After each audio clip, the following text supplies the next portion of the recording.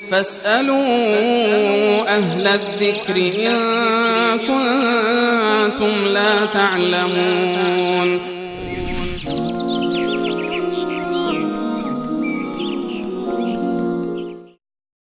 بیننده دیگری آقای سارانی پرسیدن که پدر از دارایی که یک خانه داشته و 6 دختر و 2 پسر و مادر بچه‌هاش این خانه را به پسر کوچک بدهد در صورتی که خودش محتاج است، آیا این پدر گناهکاره؟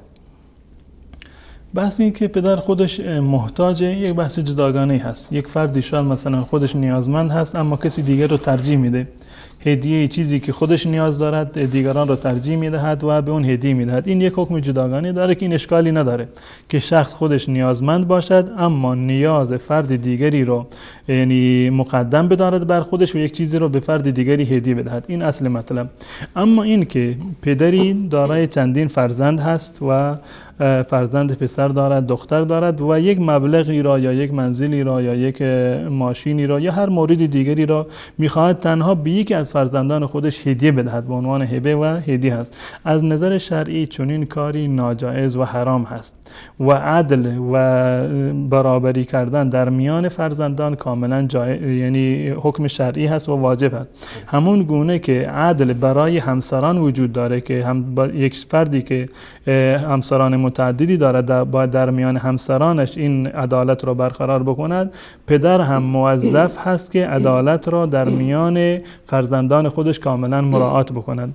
این اتفاق در زمان رسول الله صلی الله علیه و سلم افتاد. حضرت نعمان ابن بشیر رضی الله تعالی عنه میگوید که روزی پدر من یک برده ای را به نعمان بخشیده بود و اومد پیش رسول الله صلی الله علیه و سلم که یا رسول الله انی نحلت ابنی هذا نحلتا، من این هدیه ای را یا یک بخششی و هبه ای را به این فرزند خودم دادم، تو هم شاهد باش که این برده رو من به این فرزند خودم دادم.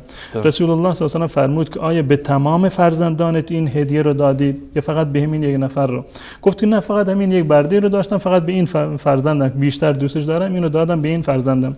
رسول الله صلی الله علیه و سلم فرمودند که اتقوا الله واعدلوا بین ابنائکم، از الله متعال بترسید و در میان فرزندانتون عدالت رو برقرار بکنید. و یا بنابر در روایت دیگری که در این زمینه وجود داره رسول الله فرمودند که فلا تشهدنی علی جور، مرا بر یک ظلم شاهد نکن، من گواهی برای یک ظلم و جور من حاضر نیستم که گواهی بدم.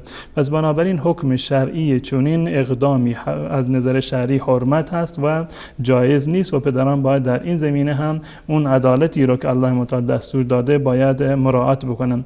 و در توجیه این حدیث و حتی در الفاظ این روایت این گونه اومده که مگر شما نمیخواهید که فرزندان شما در بر و احسان و نیکوکاری به شما با همدیگر برابر باشند؟ یعنی همون گونه که این فرزندی که شما بهش هدیه دارید دلتون میخواد که این به شما احسان بکند، در آخر پیری دل دست شما رو بگیرد، بقیه فرزندان هم شما باید این گونه باشند. همین احساس و همین عاطفه رو باید به تمام فرزندان داشته باشید و نباید یک کاری رو انجام بدهید که یک فرزندی به شما مقرب بشود، نزدیک بشود، احساس و عاطفه پدری فرزندی در میان شما وجود داشته باشد و فرزندان دیگر برعکس احساس کمبودی بکنند و احساس دشمنی و در واقع یک احساس که عدم اعتماد باشه اون در میان شما برقرار باشه. فاسألوا أهل الذكر إن كنتم لا تعلمون.